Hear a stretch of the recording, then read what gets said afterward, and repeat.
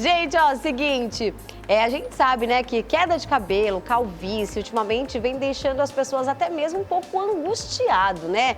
Mas não mais, porque por conta da tecnologia a gente consegue aí fazer vários procedimentos para ajudar, né, as pessoas nesse problema todo. No caso, o transplante ou até mesmo a cirurgia capilar. E hoje nós temos aqui o médico Dr. Byron José, que é tricologista, que vai contar um pouquinho sobre tudo isso pra gente. Muito boa tarde, seja muito bem-vindo. Boa tarde, Kelly. Muito obrigado. Boa tarde a todos. Obrigada mesmo aqui pela sua presença. Eu tenho certeza que alguém que está nos assistindo ou já teve algum tipo de problema com cabelos ou pelos, né? Ou está tendo no momento. Com certeza, né, Kelly? E me fala uma coisa, o transplante capilar, ele pode ser feito com pelos da barba? Sim, Kelly. Nós temos várias técnicas para transplante capilar, tá? Quando você fala em usar pelos da barba, evidentemente que não é o mais adequado. O melhor é utilizar cabelos do próprio couro cabeludo, onde tem ciclo de crescimento, espessura, direcionamento e tudo mais relacionado ao mesmo ciclo do cabelo onde ele vai estar atuando. Agora, quando eu falo em barba, eu tenho um cabelo normalmente um pouco mais crespo, um pouco mais enrolado, um pouco mais grosso, com outra velocidade de crescimento. Então, são fios que a gente utiliza para dar volume. Eu não posso utilizar fios da barba, por exemplo, para delinear as bordas do cabelo. Senão fica muito evidente que foi feito um transplante. E o melhor no transplante ou qualquer tratamento estético é que ele se torne natural. Eu costumo brincar que os tratamentos estéticos, ou mesmo o transplante capilar, que é um procedimento estético, tem que ser feito de maneira que as pessoas olhem e te falem assim, nossa, como você está bem? Você fez alguma coisa? Se você falar, não, não fiz nada, a pessoa fala, que bom, né? Deve ser os teus cuidados, a felicidade e tudo mais. É verdade, até mesmo a questão do aplique, né? Quando o pessoal chega e fala, nossa, não parece que você colocou ou nem percebe, todo mundo fica feliz, porque é sinônimo de que ficou natural, né? Eu costumo brincar, quando as pessoas falarem assim, olha, o teu botox ficou muito bom, eu digo, não ficou bom. Perceberam. Tinha que ser alguma coisa muito natural que ninguém percebeu. Muito natural, é verdade. Agora, só vamos explicar para quem está em casa nos assistindo o que seria, né, um doutor, um médico tricologista? A tricologia em se estudando as doenças, as patologias, é um ramo da dermatologia. O dermatologista, ele trabalha com toda a pele, né? Do fio de cabelo até a ponta do dedão. Tá. Como é muito amplo, é um órgão muito grande, o maior órgão do corpo, foi se subdividindo. E a parte que cuida dos cabelos e dos pelos, exatamente a tricologia. Então ela cuida dos cabelos, ela cuida da barba, ela cuida de sobrancelha. Quantas mulheres hoje fazem, às vezes, uma micropigmentação e com o tempo, por mudar a cor, por explodir aquelas tintas pelo calor, mudam, ficam meio acinzentadas, azuladas e ficam insatisfeitas. Você poderia muito bem ter feito um transplante nas sobrancelhas e ficar com os teus cabelos naturais. Entendi. Então, são coisas que normalmente o médico voltado à tricologia trabalha. Entendi. E você acha que a calvície, ela piora com o uso de minoxidil? Olha, essa é uma boa pergunta. Ela não piora, tá? Isso eu te falo com certeza e com tranquilidade. Tá. O que acontece muito é que o minoxidil vai alterar o ciclo capilar. Ele vai fazer com que os teus cabelos fiquem maior parte do tempo na fase anágena, na fase de crescimento capilar. Fazendo dessa maneira, ele permite que os teus cabelos fiquem mais longos e também permite que os teus cabelos fiquem um pouco mais grossos. Como ele atua no ciclo capilar, nós temos 3 fases do ciclo, a anágena, a catágena e a telógena, ele sincroniza os cabelos todos para uma fase. E com isso, aqueles que iriam cair daí um tempo, eles acabam antecipando. E aí ocorre o que nós chamamos de eflúvio pós-minoxidil. 1 mês e meio, 2 meses após o início do uso do minoxidil. Depois esses fios nascerão e ficarão muito mais tempo. Então ele é um tratamento para a queda capilar, para o eflúvio ou mesmo para uma calvície androgenética e ao mesmo tempo ele no início, por ele sincronizar tudo de uma vez, eu posso perceber uma queda, mas vai passar. Entendi. Agora, a pessoa que está no processo de desintoxicação do organismo e ela está fazendo um tratamento de calvície. Para desintoxicar, precisa parar o tratamento? É muito complicado quando você fala num processo de desintoxicação. Precisaria de alguma coisa mais específica. Mais específica. É uma desintoxicação hepática, é uma desintoxicação de processos inflamatórios. Então depende. É uma desintoxicação intestinal. Tem vários tipos de intoxicações que a gente pode ter. Tá. Uma coisa eu te garanto, o processo de intoxicação, ele pode, que leva a um processo inflamatório muitas vezes, ele pode contribuir para uma calvície. Tanto é que a gente utiliza muitas vezes no tratamento do cabelo anti-inflamatórios, antioxidantes naturais e tudo mais para poder produzir um bom cabelo. Então, com certeza, não se deve parar um tratamento de calvície por uma questão de intoxicação. Em algum processo de Existem momentos que nós não devemos tratar. Por exemplo, uma pessoa que está passando ou se recuperando de um câncer de mama, muitas vezes determinados inibidores que nós utilizamos para o tratamento da calvície pode fazer mal naquela interação. Então isso tudo tem que ser muito bem discutido com o paciente, com outro médico responsável, para ver quais são as medidas que nós deveremos tomar para contribuir com a autoestima daquela pessoa. Entendi. Agora me fala uma coisa, a dúvida de você que está em casa e tem aí o tal do problema com a calvície. Como é que faz para medir o grau da calvície? Nós temos escalas, tá? Nós temos uma escala chamada Norwood e Hamilton e nós temos uma escala chamada Sabin. Dependendo do grau de acometimento, a Sabin e a Norwood também, elas vão de 1 a 7, tá? O que acontece? Quando eu percebo que eu estou reduzindo o meu volume capilar, é o momento de eu buscar um auxílio.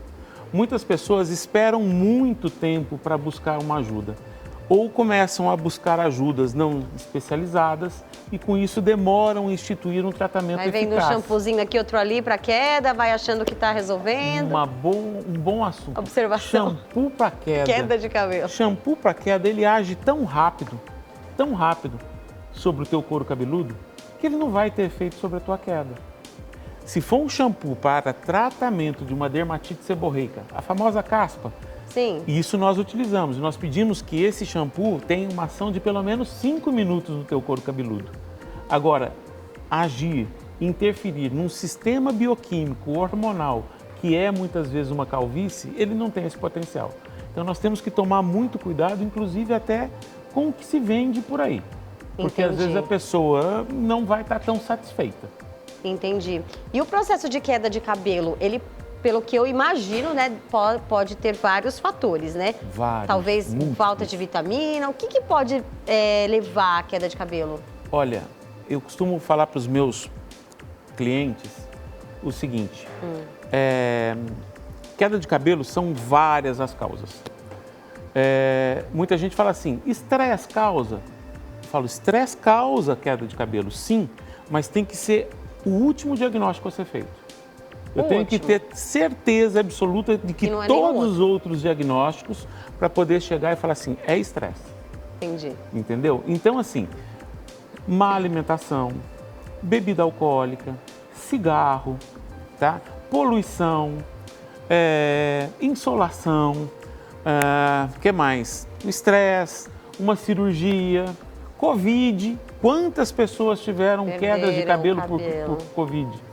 Tá certo? Uma coisa muito estranha para aquilo. Eu digo que o Covid foi um aprendizado para todos nós. Sim. Porque toda vez que eu tinha um problema, uma cirurgia, eu dizia assim, estou com queda de cabelo, doutor. Eu perguntava, você teve alguma cirurgia, algum contratempo, um estresse muito intenso nos últimos 6 meses? Há 6 meses atrás, e ali eu confirmava um eflúvio telógeno. Com o Covid, pelo processo inflamatório, aí tem 3 teorias. Uns dizem que pelo processo inflamatório, outros dizem por microcoagulação, outros dizem que pelo fato do vírus se multiplicar na própria célula do queratinócito, do que forma o teu cabelo. Mas o que nós observamos foi que com o Covid, 1 mês após uma infecção de Covid, a pessoa já apresenta aquele eflúvio. Quer dizer, numa cirurgia demoram 6 meses e numa infecção, 1 mês, é a primeira vez que nós, tricologistas, estamos encontrando um processo tão agudo de eflúvio telógeno. Eu queria até aproveitar para tirar uma dúvida com você da seguinte forma. A gente vê muito nas farmácias aqueles polivitamínicos. E aí o pessoal, quando vai vender para você, fala, olha, isso aqui é bom para o cabelo, é bom para a unha. Então, essa questão de falta de vitamina para o cabelo, imagino eu que possa ser um dos motivos, mas esses polivitamínicos, eles auxiliam mesmo nessa questão aí de crescimento até de cabelo, de ajuda na reposição das vitaminas? Se você tiver com déficit, tá? Se você tiver com carência, eu tô para te dizer que um desses que a gente chama de medicamentos de gôndola, que eu compro sem receita, não vão te ajudar. Não vão. Não. Por quê? Quando você está com carência, aquela quantidade que eles colocam ali, normalmente é o valor diário de consumo. E se você está deficitário, você precisa aumentar aquela quantidade. Então, eu costumo dizer assim para os meus clientes, olha, primeira coisa, vamos ver se você tem carência de alguma coisa. Se você tem uma carência de zinco, eu tenho que corrigir primeiro a tua carência de zinco, às vezes prescrevendo 45 miligramas de zinco por dia, tá? Para conseguir subir aquele zinco. E normalmente o que você encontra num medicamento de gôndola são 7 miligramas de zinco. Então você não vai conseguir. Aquilo é para quem? Eu não tenho carência nenhuma de nada. Estou muito bem, mas eu quero melhorar a minha produção de cabelo. Por um determinado tempo, considerando a alimentação que eu tenho, eu tomo determinada coisa. Por isso que precisa ser feito com uma consulta e uma indicação médica precisa. Senão vai simplesmente estar jogando dinheiro fora. E ninguém quer isso. Né? É verdade. São polivitamínicos, né? Que você tem um monte de vitamina tudo junto. Você nem sabe qual que é a sua deficiência. Exatamente. Né? E é o que você falou. Às vezes você tem só uma deficiência de uma vitamina que você precisa elevar ali, né? Exatamente. E aí... Imagine, por exemplo, existe competição entre eles. Por exemplo, eu citei o zinco, que é um mineral que atua em 300 reações metabólicas. Tá? Ele compete com cobre. Então, se eu dou muito zinco, eu vou absorver menos cobre. Então, todo esse balanço tem que ser muito bem feito. E produzir cabelo, Kelly, eu costumo dizer assim, qual a função do cabelo? Até hoje, ninguém me trouxe uma função do cabelo a não ser a estética. É verdade. Tá certo? Se nós falássemos daquele homem coletor, caçador, que andava o dia todo sob o sol, é uma excelente proteção para câncer de pele. Mas hoje nós temos protetor solar, chapéu, tantas coisas para podermos controlar.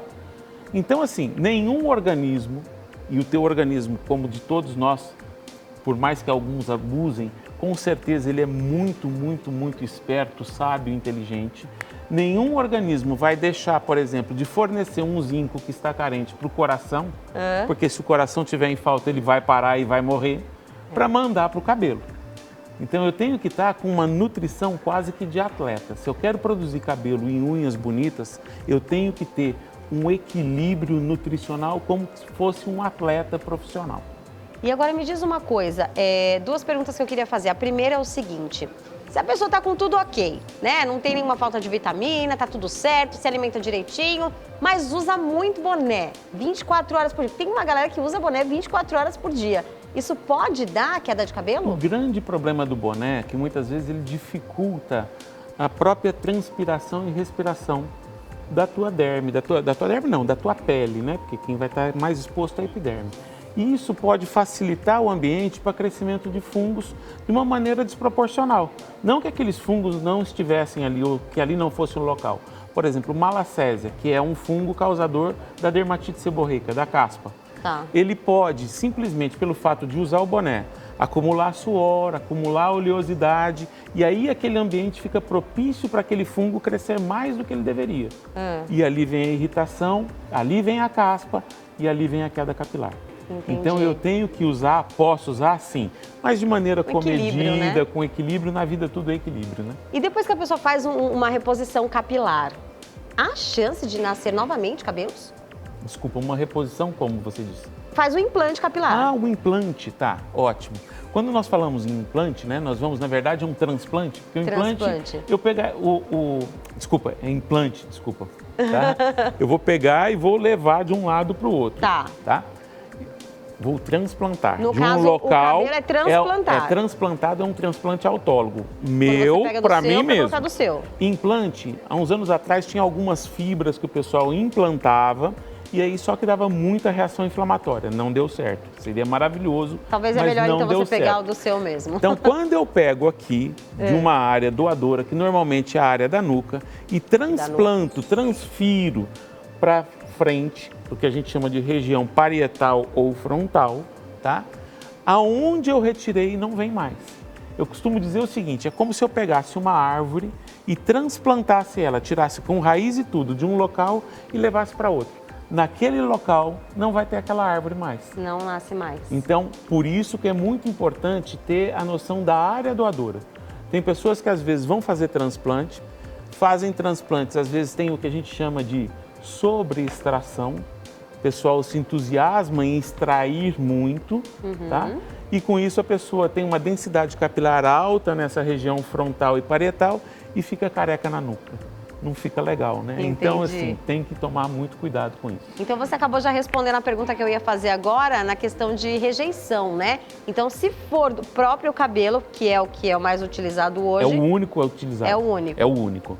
Coisa Não posso... sintética, não adianta nem... As sintéticas foram tentadas, formam granuloma, ainda estão tentando e correndo atrás.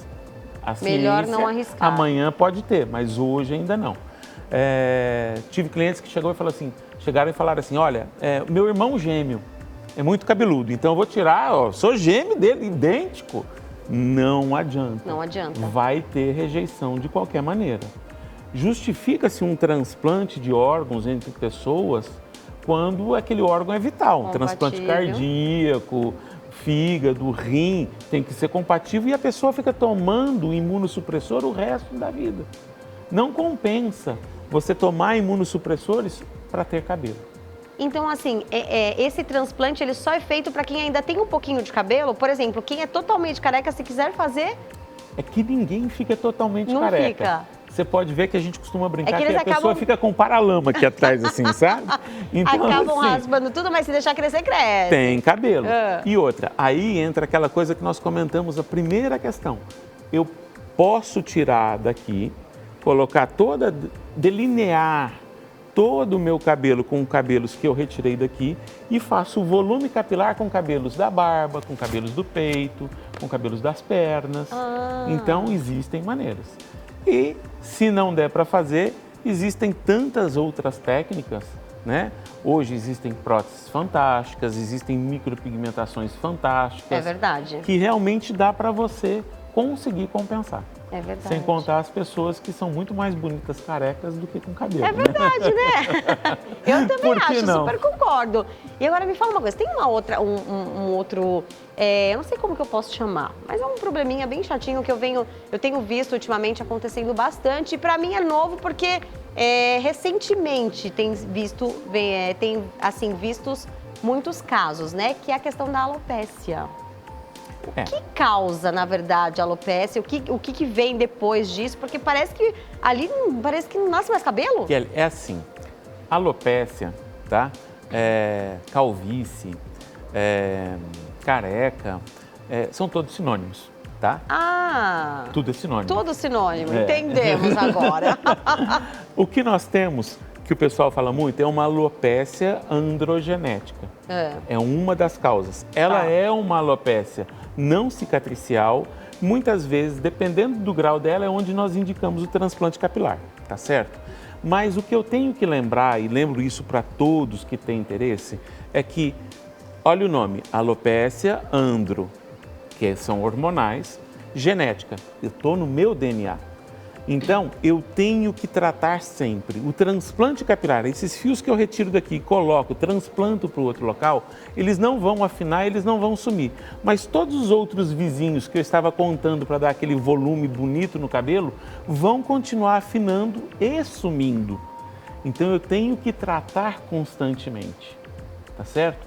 Então, eu tenho alopécia androgenética, eu tenho alopécia areata, eu tenho alopécia por tração, eu tenho alopécia frontal fibrosante, eu tenho as alopécias cicatriciais, que é uma infinidade de patologias e por isso eu demando um bom diagnóstico para determinar um bom tratamento e ajudar na autoestima das pessoas.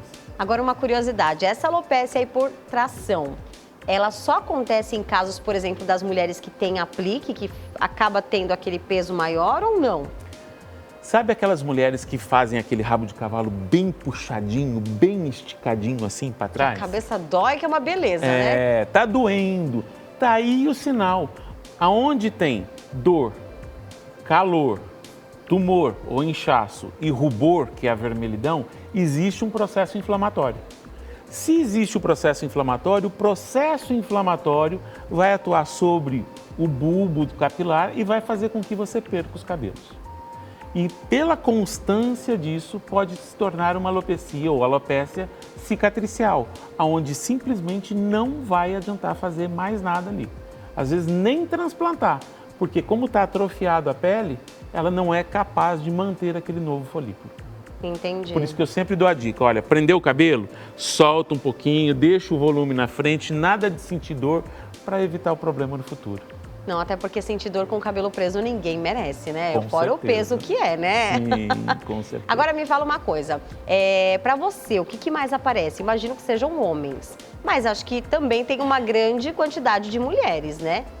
Tem. Em números epidemiológicos, vamos dizer assim, a gente costuma dizer que 50% dos homens têm calvície aos 50 anos. E quando chega aos 70, esse número passa a 80.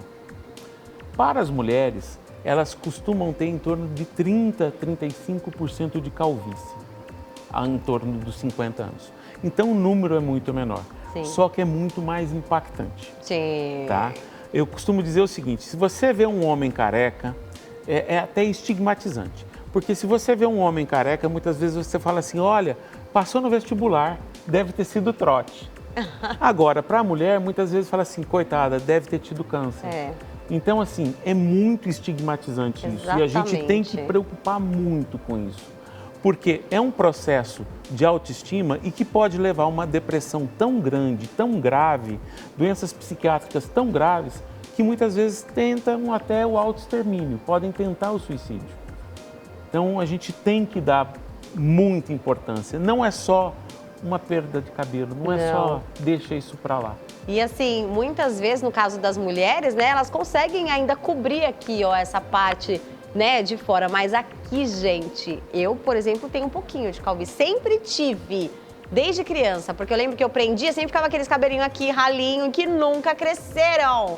Nossa, tem que tratar. Tem que tratar. Eu acho que eu vou fazer isso agora, porque eu achava que realmente não nascia, porque nunca nasceu. Eu falei, não vai nascer nunca. Existem as coisas constitucionais. Se realmente você tem... eu tive, que eu me lembro agora, 2 pacientes que achavam que tinham a testa grande desde pequeno. Era um trauma para elas. E elas não tinham uma alopecia ou alopécia avançada a ponto da gente falar assim, não, nós temos que fazer... Não, mas incomodava aquilo. Teve até uma famosa, que eu não me lembro o nome, que fez uma cirurgia para diminuir o tamanho da testa. Não. Muito mais fácil você tirar aqui alguns fiozinhos, e colocar no tamanho certo, porque existem terços. O correto é você ter 1/3 do terço superior da face, 1/3 do médio e 1/3 do inferior. Esse seria o equilíbrio total. Deixa eu fazer aqui as contas, peraí, deixa eu ver, 1/3 daqui, 1/3 dali. Né?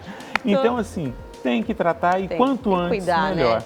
Não adianta depois dos 37, 40 anos, por perceber que não tem cabelo, Fica né? mais difícil, Fica né? mais difícil. Então, quanto antes você puder tratar, se você já tem uma criança que sente um pouquinho, né, que tem aquela calvície do lado, já procura tratar, gente, porque antes, logo do que tarde, né? Com certeza. Olha, muito obrigada pela sua presença, eu adorei, agradeço. viu? Enriquecedor o nosso bate-papo aqui. Para quem quiser encontrar você nas redes sociais, doutor, você pode passar pra gente, por favor? Bom, nós temos o Instagram, né, que é o @drbyron, o Byron é B, não tem o A, é BYRON de navio, underline José. Nós temos o site também como clinicabyron.com.br. Tá. E posso deixar contato por telefone? Claro, por favor. O telefone da nossa clínica é o DDD 34 99334 8080. É isso aí, muito Eu obrigada. estou à disposição para qualquer dúvida. Muito obrigada aqui, ó, pela sua presença. Você que tem alguma dúvida em casa sobre transplante capilar, já entra em contato aí com o Dr. Byron, tira todas as suas dúvidas, faz uma consulta lá com ele, porque com certeza você estará em ótimas mãos. Muito obrigada, doutor. E você aí de casa, não sai daí que daqui a pouco tem muito mais, gente. Vou contar um negocinho pra vocês. Nós vamos fazer um pavê de mousse de limão daqui a pouco. Não sai daí, vamos para um rápido break.